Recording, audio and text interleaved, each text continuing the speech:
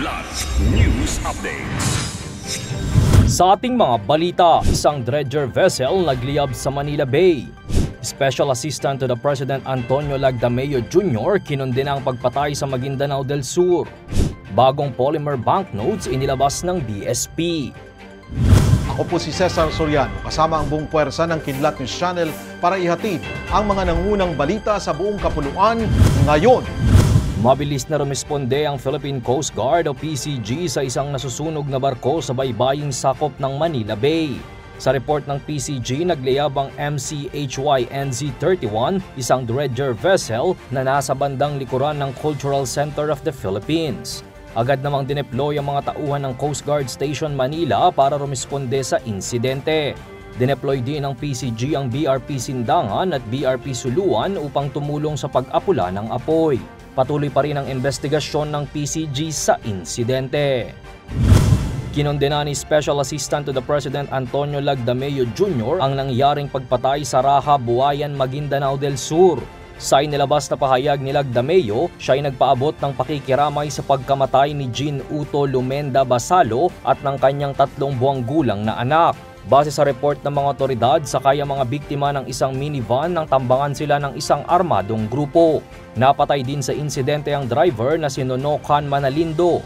Sa investigasyon ng pulisya, away politika ang isa sa itinuturong motibo sa krimen. Nauna na rin kinumpirma ni Raha Buayan Mayor Bay Maruha Mastura na ang napatay na babae ay asawa ng isa sa kanyang mga sundalong escort. Pangako naman ni Lagdameo na nakikipag-ugnayan ng national government sa mga lokal na ahensya para sa malawak at mabilis na investigasyon. Inilabas na ng Bangko Sentral ng Pilipinas o BSP ang First Philippine Polymer Banknote o FPP series na nagpapakita ng bagong disenyo ng banknotes bukod sa 1,000 pesos polymer banknote na inulunsad noong 2022.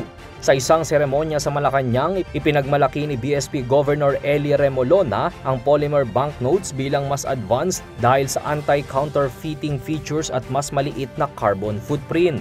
Maituturing din itong mas malinis dahil hindi umano magtatagal ang viruses at bakterya kumpara sa perang papel. Mas matibay din anya ang polymer kung ihahambing sa paper counterparts nito.